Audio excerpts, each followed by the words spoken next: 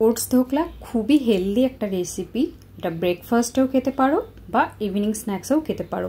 এখানে আমি তার জন্য নিয়ে নিয়েছি 1 কাপ সুজি আর 1 কাপ ওটস।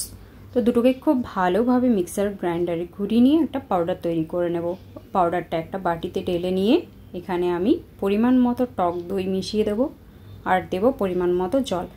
তো টক দই আর জলের পরিমাণটা তোমরা নিজেদের মতো দিয়ে দেবে, কারণ ব্যাটারটা দেখলে বুঝতে পারবে যে কেমন হবে। তো সেই মতো কম বেশি হতে পারে, কোনো অসুবিধা নেই। তো এখানে আমি টক দইটা এবার ঢেলে দেব আর জলটা দিয়ে কন্টিনিউ 3 থেকে 4 মিনিট এটাকে মিক্সড করতে হবে খুব ভালোভাবে। এই রেসিপিটা স্কুলের বাচ্চাদের টিফিনের জন্য বেস্ট রেসিপি। খুব হেলদিও আর পেটটাও অনেকক্ষণ ভরে থাকে, খেতেও কিন্তু দুর্দান্ত। যে কোনো বাচ্চার খুব খুব পছন্দ হবে। তোমাদের বাড়িতে বাচ্চা থাকলে অবশ্যই একবার এটা ট্রাই করে দেখো। বাচ্চার কেমন লাগলো অবশ্যই জানিও। চলো, ব্যাটারটা আমার কমপ্লিটলি মিক্সড করা হয়ে গেছে। এবার এটাকে আমি আধ ঘন্টার জন্য ঢেকে রেখে দেবো রেস্টে। তাতে করে সুজিটা খুব সুন্দরভাবে ফুলে যাবে। আর এই দিকে আমার যা যা লাগবে সেটা আগে থেকেই আমি গ্রেট করে রেখে দিয়েছিলাম।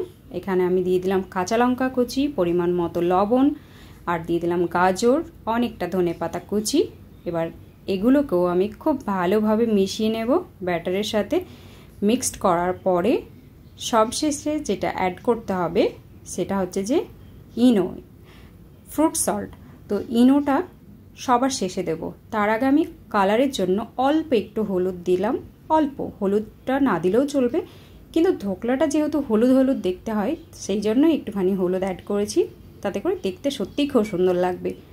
আর এই যে সব শেষে ইনোটাকে অ্যাড করলাম আর অল্প পরিমাণে জল দিয়ে ইনোটাকে আমি ব্যাটারের সাথে খুব ভালোভাবে মিশিয়ে নেব। যে পাত্রে ঢোকলাটাকে বানাবো সেই পাত্রে আমি খুব সুন্দরভাবে তেল ব্রাশ করে নেব। তেলটাকে ব্রাশ করার কারণই হচ্ছে যে নিচে ঢোকলাটা লাগবে না, সেই জন্যই। খুব ভালোভাবে তেলটাকে ব্রাশ করে নেওয়ার পরে এবার আমি ব্যাটারটাকে এর মধ্যে ঢেলে দেব। ব্যাটারটাকে ঢেলে দেওয়ার পরে খুব সুন্দরভাবে এটাকে স্প্রেড করে দেবো চারিদিক, যাতে খুব ভালোভাবে সমান হয়ে যায় সেই দিকটাও খেয়াল রাখতে হবে। এই যে এবার আমি এর ওপরে রেড চিলি পাউডার দিয়ে দিলাম, শুধুমাত্র দেখতে সুন্দর লাগবে সেই জন্য, আর কিছুই না। দেখো কত সুন্দর লাগছে দেখতে। এবার আমি ঢাকা দিয়ে 20 মিনিটস মতো কুক করে নেব। আমি এখানে ফ্রাই প্যানের মধ্যে জল নিয়ে নিয়েছি। এবার এটাকে বসিয়ে দিলাম। তোমরা যদি কড়াই বানাও তাহলে কড়াইয়ের মধ্যে জল নিয়ে তার উপরে স্ট্যান্ড দিয়ে তার উপরে এটা বসিও, যেটাতে ঢোকলা বানাবে সেটা। তারপরে ঢাকা দিয়ে দেবে। দেন 20 মিনিটস পরে দেখো এখানে আমি তড়কা দিয়ে দিলাম। সর্ষের তেলের মধ্যে আমি দিয়েছিলাম রাই আর কারি পাতা ফোড়ন দিয়ে এটা আমি উপরে ছড়িয়ে দিলাম খুব ভালোভাবে। এবার যেমন ইচ্ছা কাট করে নাও খুব সুন্দরভাবে। গরম কিংবা ঠান্ডা দুটোই খেতে কিন্তু দুর্দান্ত লাগছিল। তো তোমরাও বাড়িতে একবার অবশ্যই ট্রাই করো।